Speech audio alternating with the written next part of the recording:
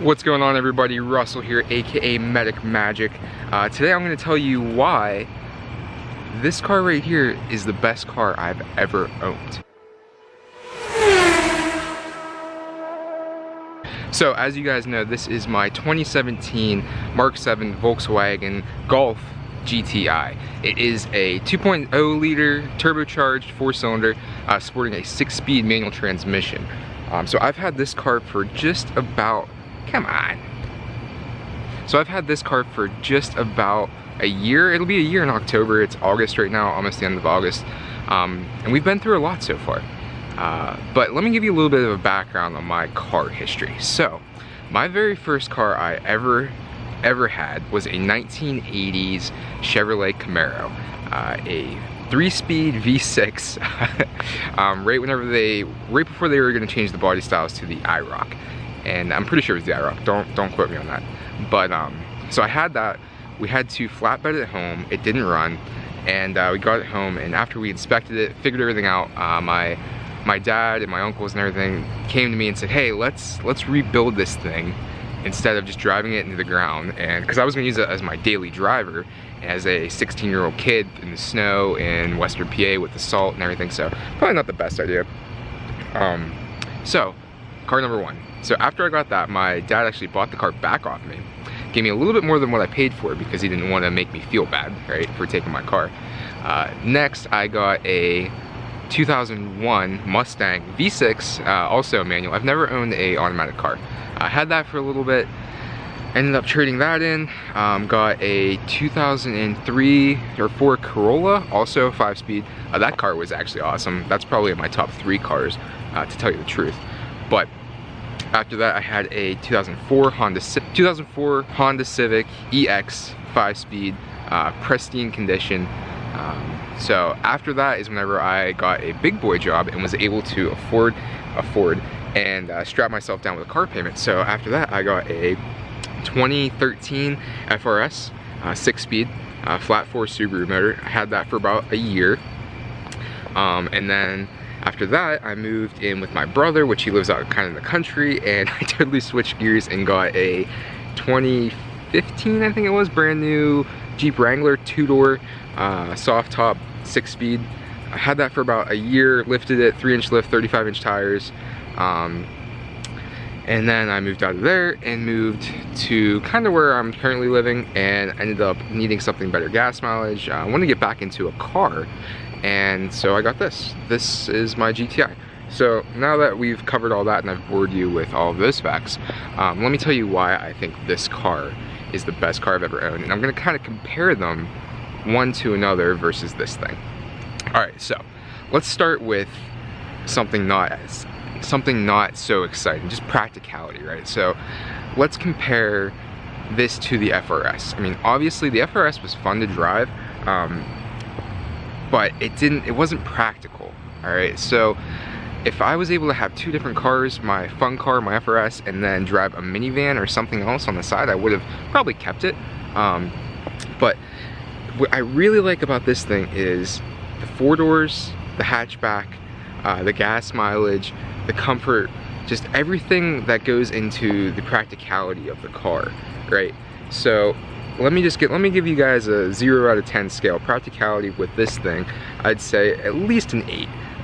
When it comes to having to put premium fuel in it, I can say that's probably the only downside, is that you have to put premium fuel in it, which I'm not complaining, I'm just saying that's an added expense.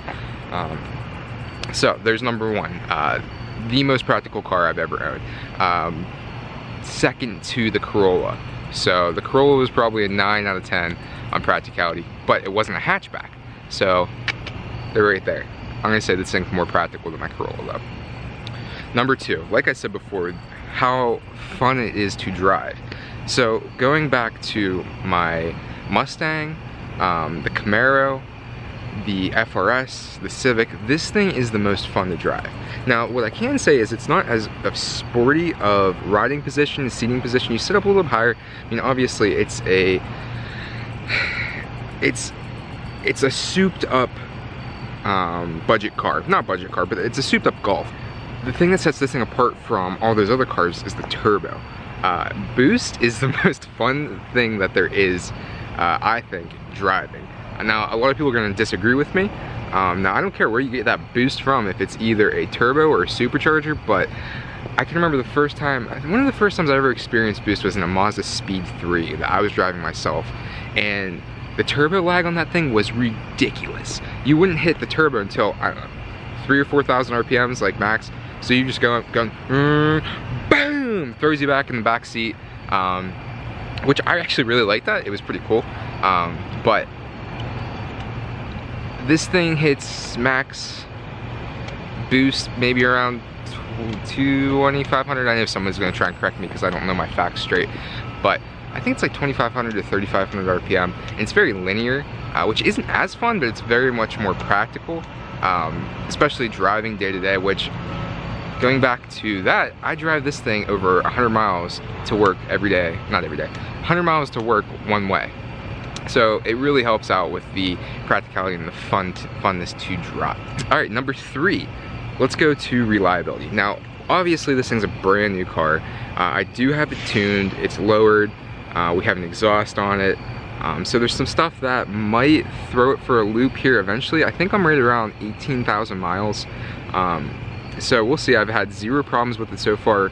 No maintenance issues other than my normal oil changes, taking it in for that kind of stuff. So yeah, there's reason number 3. Number 4. So even though this thing is not the sportiest of cars ever, it still gives you that feeling, you know. It still has the heritage of the GTI. I watched a video the other day of just the history of the GTI, where it came from, and how almost every other hot hatch is based off of the GTI. Everything that, from them packing a turbo onto the very first model and making it something they didn't really want to do. But you get the sense of camaraderie with other GTIs, with other hot hatches, with, you know, you're the grandfather of all the hot hatches. But yeah, and let's go to my last point. My last point I'll touch on right here would be number 4, is honestly the affordability of these cars. Now, the one thing I don't like is how much service costs. I just took it in for an oil change at the Volkswagen dealership, and it was almost $100, which is craziness. Now, they do the multi-point inspection and all that nonsense and whatnot, but I mean, it's basically just an oil change, which I would do it myself, but I don't have anywhere to get rid of the oil right now. And you have to have, with these things, you have to have a new oil plug every single time. They're not reusable. They're just plastic little screws that go in that they put a new in every single time. So there's that. But what was I saying?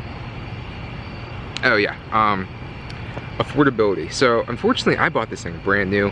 I don't want to say unfortunately, but I really wanted to know what was done to the car, make sure it was taken care of. A little backstory: whenever I went to get my GTI in the first place, I was going to buy a used I think it was 2015, the first model year of the Mark 7s. It was a dark blue, again 6-speed.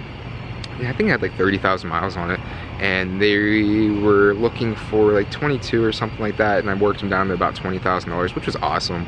It was going to be less than what I paid for my Jeep. I was going to be in a good spot with my loan, and everything got approved, everything was finalized, and I went to pick up the car, and they said that they had taken it to the detailer to get it all detailed, and on the way back, the check engine light came on. So there was a hold up with that. They had to take it back to the shop. They said they were gonna get the code cleared, figure out exactly what was going on. Needless to say, a day later, they called me back and said that the engine was totaled, and that they were sending the car off to be scrapped or some nonsense. Maybe the insurance company paid for it or something. But anyways, it was gone. I wasn't gonna be able to pay for it, blah, blah, blah. And I really was debating on buying a new one.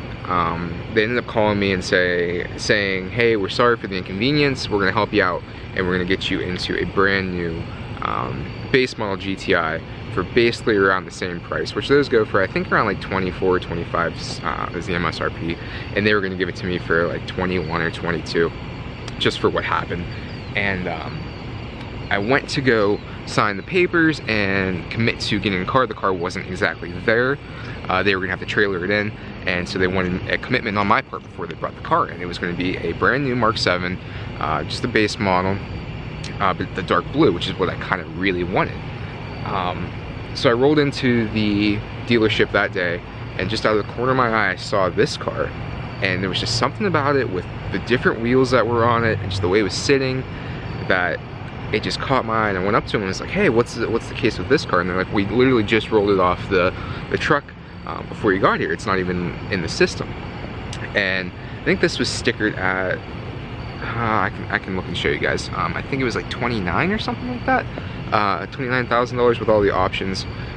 But this one has the performance package, which is X amount of extra horsepower.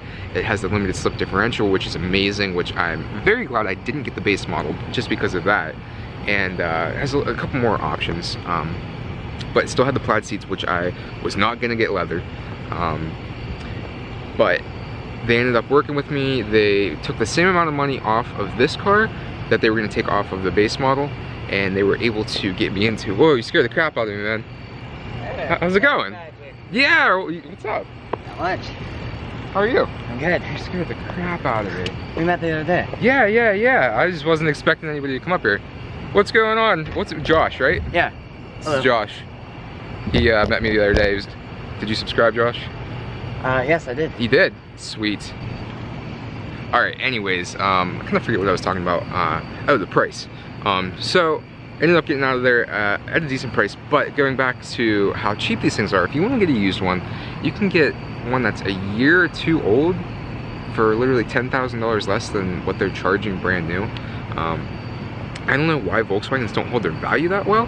I know they have a bad reputation for reliability, and also what's going on with Dieselgate, which might be a problem, but alright, if there's anything else you guys think or like about your GTIs that you want to let me know, comment on my video, give me a thumbs up, thumbs down, and make sure to subscribe for more more content to come. So like always, I'll catch you guys later.